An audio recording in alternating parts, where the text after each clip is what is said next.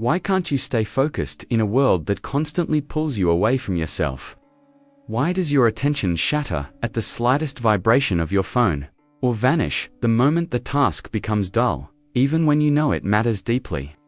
The truth is not that you are lazy or weak-willed, but that your inner world has become divided. A battlefield where countless small desires fight for dominance. You are not unfocused. You are overstimulated, exhausted, and scattered across too many directions at once. In the silent valleys of ancient Japan, long before our age of glowing screens, there lived a young warrior named Renji. His clan was disciplined and proud, bound by strict codes of honor and precision. Every morning Renji trained in sword form until his arms trembled and his breath turned to mist in the cold dawn air. Yet, despite his skill, his master saw through him. He noticed the restless flicker in Renji's eyes, the constant hunger for praise, the invisible agitation of a boy who fought to be seen rather than to be still.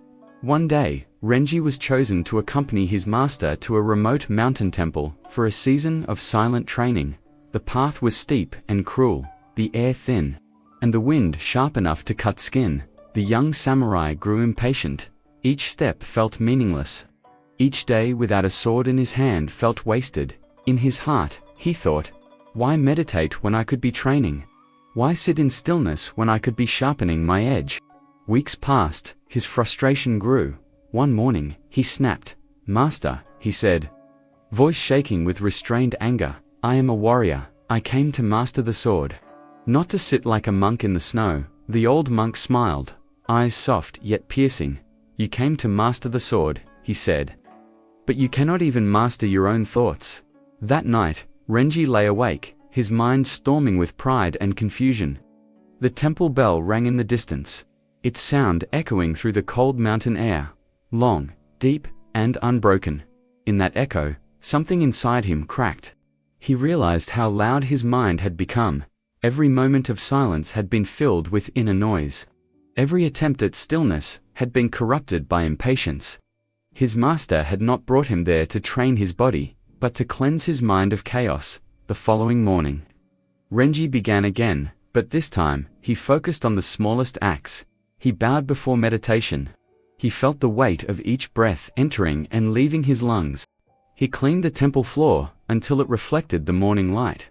Slowly, the tension in his chest loosened. The scattered thoughts began to thin.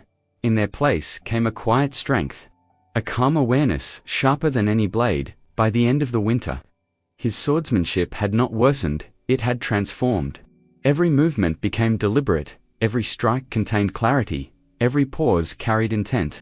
The master later told him, a dull mind creates a dull sword. When your attention fractures, your edge weakens, but when your mind is still, your blade can cut through illusion itself. From that day forward, Renji carried this truth into every battle and every ordinary moment. His sword never trembled again, not because of strength, but because of focus born from discipline. The story of Renji reflects a universal modern truth. We are all that restless samurai. We chase stimulation, mistake activity for purpose, and confuse exhaustion for effort. We fill silence with noise, fearing the confrontation of our own thoughts. But the ancient warriors understood something we have forgotten. The mind, left untrained, becomes its own enemy. The war most people lose today is not external, but internal. It's the constant battle against one's own restlessness. Our modern weakness lies in this addiction to movement. We scroll, swipe, and multitask to fill the emptiness, believing that doing more will fix the unease. But the samurai saw discipline differently. Discipline was not a tool for control, it was a method for freedom. The goal was never to conquer the world outside, but to still the world within. When you stop scattering your focus, you stop scattering yourself. Modern psychology echoes this ancient wisdom. Studies in neuroscience reveal that the human brain, when constantly exposed to rapid changes in attention through notifications, fast content, or multitasking, begins to rewire itself for distraction. The dopamine circuits that once rewarded progress and learning now respond to novelty and stimulation. This means that the more you chase stimulation, the weaker your ability to sustain deep focus becomes. Your attention becomes like a blade, dulled by overuse, reactive, erratic, unable to hold its edge. The ancient samurai practiced what they called Mushin, or no mind. It does not mean emptiness in the hollow sense, but clarity in the deepest one. It means acting without the noise of hesitation, doubt, or desire. In neuroscience, this state resembles the flow state, where activity in the prefrontal cortex, the part of the brain responsible for conscious thought, temporarily decreases, allowing for complete absorption in the present task. Yet the path to this clarity is not speed or stimulation. It is stillness and repetition. To reach that clarity, one must first understand Nintai, the endurance of patience. Nintai teaches that pain and discomfort are not barriers, but gates. When you resist distraction, your mind rebels, and this rebellion manifests as anxiety or boredom. But beneath that discomfort lies adaptation. Modern behavioral science calls this response inhibition, the ability to override impulsive reactions and choose deliberate action. Each time you resist the urge to escape discomfort, your brain rewires itself, strengthening neural pathways associated with control and focus. Through Nintai, patience becomes the forge of discipline. Next comes Shinshin Ichinyo, the unity of body and mind. The samurai did not separate thought from movement, or spirit from posture.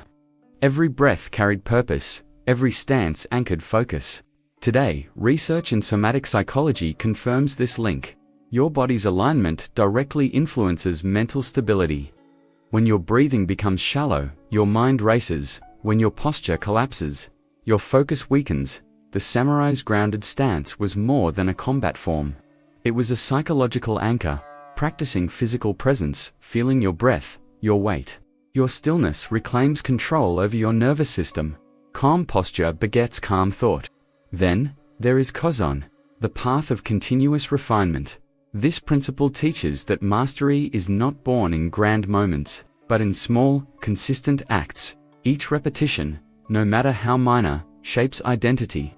Neuroscientific studies call this neuroplasticity, the brain's ability to rewire itself through repeated patterns of focus. A warrior did not need to feel motivated each morning to train. He needed only to move with intention, however small.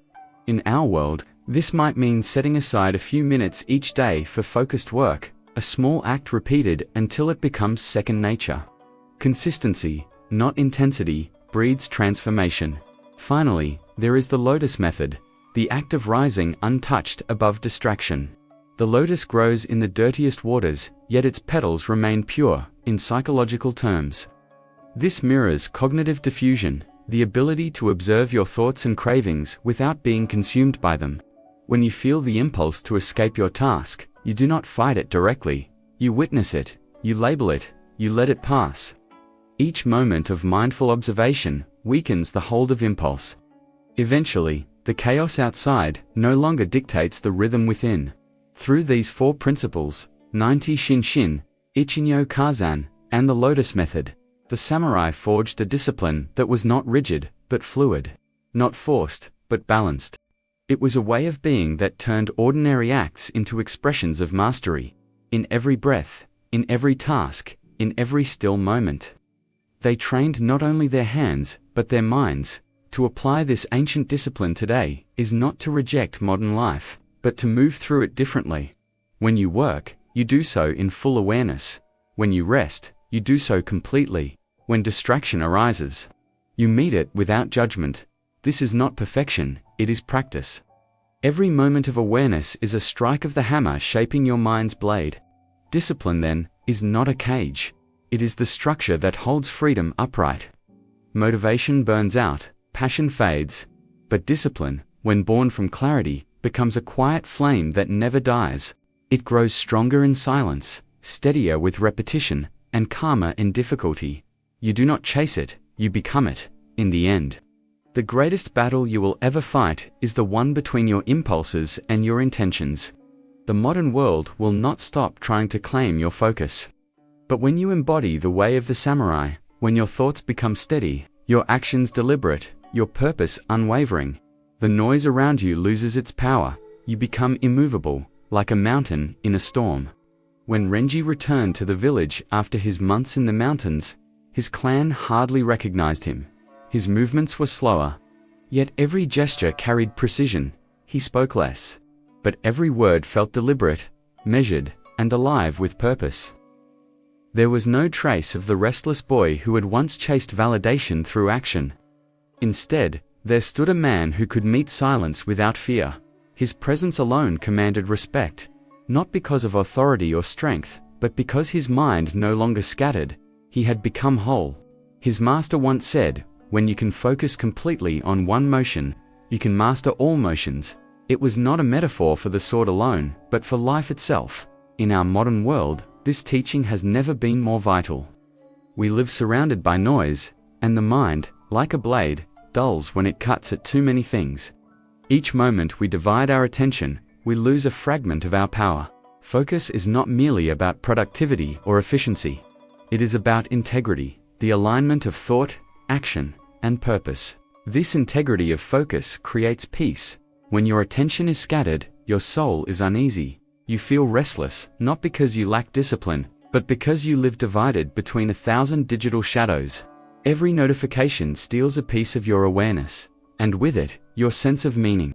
When nothing holds your focus, nothing holds your heart. The samurai understood that every act, no matter how small, carried spiritual weight. When they polished their armor, they did it as if purifying their own mind. When they drew their sword, they did it without hesitation or thought of reward.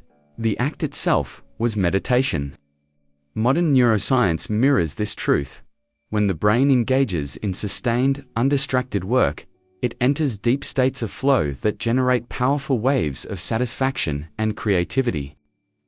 The neurotransmitters released dopamine, norepinephrine, and acetylcholine create a balanced chemistry of alertness and peace. But constant switching between tasks destroys that harmony, leaving the mind fragmented and fatigued. What ancient warriors called mind-wandering, psychologists now call attentional residue. The leftover thoughts that follow you from one unfinished task to the next. This residue clouds judgment, weakens focus, and amplifies anxiety. Discipline, then, is not about suppression, but purification, the clearing of mental residue so that attention becomes whole again. To cultivate this wholeness, we must treat focus as sacred. Begin each day with intention, not reaction. Do not reach for your phone before you reach for your breath. Set one clear purpose for your morning and carry it through without deviation.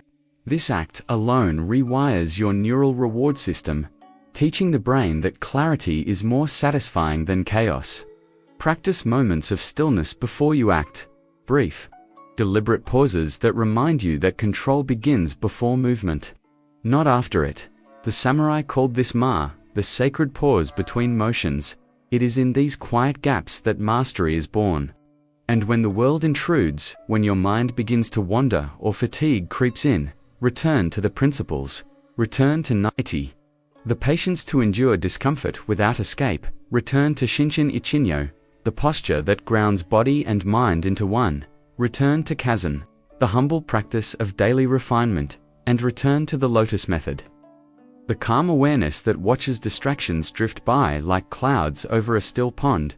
You will notice that discipline, once heavy, becomes light. Focus, once forced, becomes natural. Through these ancient paths, you begin to notice something profound. The longer you sustain clarity, the less you need motivation, the less you chase results, the more powerful your presence becomes. This is the secret the samurai lived by, that discipline and peace are not opposites, but reflections of each other. The disciplined man is calm because his energy flows in one direction.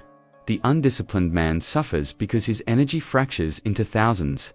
The difference between chaos and serenity is focus.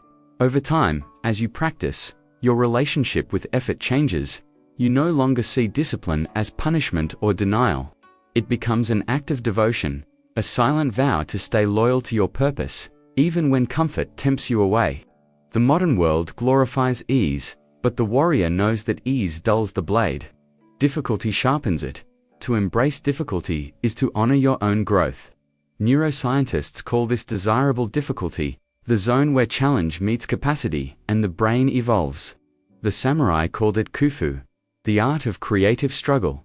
It is in that struggle that you transform. Every day will test you. Some mornings you will wake clear, others clouded. Some hours your focus will pierce through distractions like a sword through fog, and others it will waver. Do not curse these fluctuations. They are part of the discipline itself. A master is not one who never falls, but one who rises 1,000 times without resentment. Each return to focus strengthens the muscle of attention. Each act of returning is an act of transformation. With time, something changes inside you. The noise of the world still exists, but it no longer commands your reaction. You scroll less, not out of willpower, but out of peace. You speak less, but each word carries weight. You feel less need to prove, to rush, to chase. The clutter in your mind dissolves like mist before the sun. You become the calm center in a storm of noise. You begin to live as the samurai did, aware, deliberate, and free. True discipline does not look dramatic. It is quiet, invisible, almost ordinary. It happens in the moments no one sees. When you resist distraction, when you choose presence over impulse, when you keep your promise to yourself. These small victories, repeated daily, reshape identity. They teach your mind that you can be trusted, and when you trust yourself, you no longer need external motivation. You no longer need to chase energy, you generate it. This is the heart of the samurai truth about modern weakness.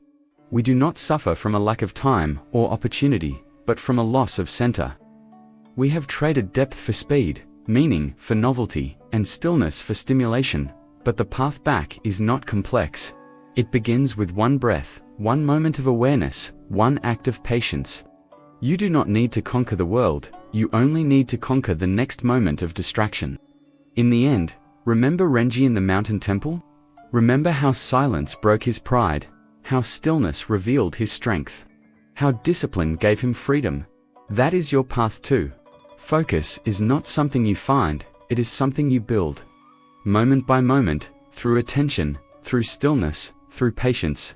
The modern world will keep trying to scatter you, but you now know the truth. A scattered mind is powerless, but a disciplined one is unbreakable. So when you finish this video, do not rush to the next distraction. Sit for a moment. Let the silence linger. Feel your breath. Let your eyes rest. Let your mind clear. Begin again, not as who you were, but as who you are becoming. A person of discipline, of presence, of clarity. And when you rise, rise with intention. Carry your focus like a sword, not to cut others, but to cut through illusion. Discipline will not shout, it will whisper, but its voice, once heard, will stay with you for the rest of your life.